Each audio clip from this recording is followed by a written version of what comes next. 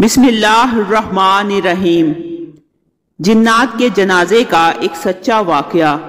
مولوی نذیر احمد ایک گاؤں کا عجیب واقعہ پیش کرتے ہیں کہ ایک دفعہ میں ایک گاؤں پہنچا۔ اس گاؤں کے لوگ بہت کم پڑھے لکھے تھے۔ حاجی صاحب کو اللہ تعالیٰ نے بے شمار علم سے نوازا ہوا تھا۔ گاؤں کے لوگوں نے حاجی صاحب کو امام مسجد مقرر کیا ہوا تھا۔ نماز کے نمازی حاجی صاحب کے پاس بیٹھ کر دینی باتیں سنتے رہتے تھے۔ حاجی صاحب گاؤں کے بچوں اور بڑوں کو قرآن کی تعلیم کے ساتھ ساتھ دین کے بارے میں بھی آگاہ کرتے رہتے تھے۔ گاؤں میں ایک بہت بڑا اور کافی پرانا درخت تھا۔ گاؤں کے لوگ اپنی بھینس بکریاں چراتے ہوئے اس درخت کے نیچے آرام کرنے کے لیے بیٹھ جایا کرتے تھے۔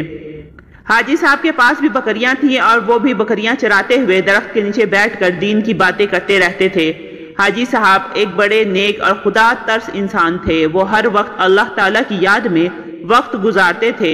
جب بھی کوئی مر جاتا تو حاجی صاحب کو جنازہ پڑھانے کے لیے لے جایا کرتے تھے۔ آس پاس کے گاؤں والے بھی حاجی صاحب کو لے جانے لگے۔ سردی کا موسم تھا کہ حاجی صاحب عشاء کی نماز ادا کر کے ابھی گھر میں داخل ہوئے تھے کہ کسی نے دروازے پر دستک دی۔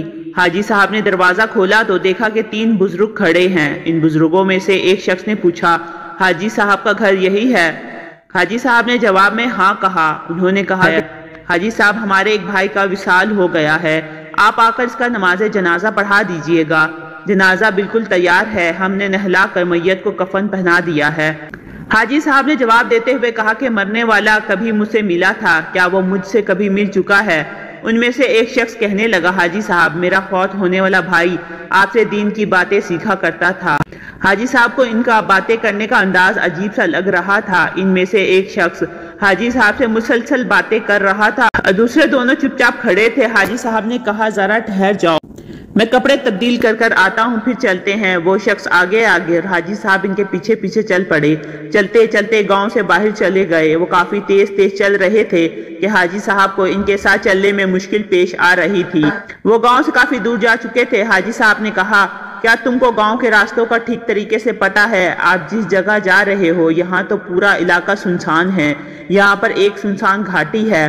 انہوں نے کہا، اے اللہ کے بندے ڈرو مت، ہم بالکل ٹھیک راستے پر جا رہے ہیں۔ حاجی صاحب کے ذہن میں یہ بات چل رہی تھی کہ یہ لوگ مجھے میرے پرانے گھر کو کیسے جانتے ہیں۔ ان میں سے ایک آدمی بولا، حاجی صاحب میرے بھائی کی تمنا تھی کہ میرا نماز جنازہ حاجی صاحب پڑھائیں۔ ہم مسلمان جنات ہیں، ہم آپ کو کسی قسم کا نقصان نہیں پہنچائیں گے۔ ان کی زبان سے یہ الفاظ سن کر حاجی صاحب ڈر سے گئے اور ان کے پیچھے پیچھے چل رہے تھے۔ جب میت کے پاس پہنچے تو وہاں کافی سفید داڑھیوں والے انسان کھڑے ہمارا انتظار کر رہے تھے۔ وہ قد اور جسامت کے لحاظ سے بہت بڑے بڑے تھے۔ جب حاجی صاحب نے نماز جنازہ پڑھایا تو ان میں سے ایک جن حاجی صاحب کے بالکل پاس آیا، کہنے لگا، حاجی صاحب آپ کا بہت بہت شکریہ کہ آپ نے ہمارے بھائی کی خواہش کو پورا کر دیا ہے۔ انہوں نے حاجی صاحب کو چند سکے دی، جن میں سے حاجی صاحب نے بس ایک سکہ رکھا اور جانے کی اجازت طلب کی۔ انہوں نے حاجی صاحب کو کہا کہ ہم نے کسی ضروری کام کافی دور جانا ہے۔ حاجی صاحب نے ان کو جانے کی اجازت دی۔ حاجی صاحب اپنے گھر جانے لگے تو پیچھے سے شکریہ ادا کرنے کی آواز سنائی دی۔ جب حاجی صاحب نے پیچھے دیکھا تو کوئی بھی نظر نہ آیا۔ یہ منظر دیکھ کر حاجی صاحب اپنا ہوش گنوا بیٹھے، کسی نے ان کو اٹھا کر گھر چھوڑ دیا تھا۔ جب مولوی صاحب کو ہوش آیا تو انہوں نے اپنے آپ کو گھر میں پایا۔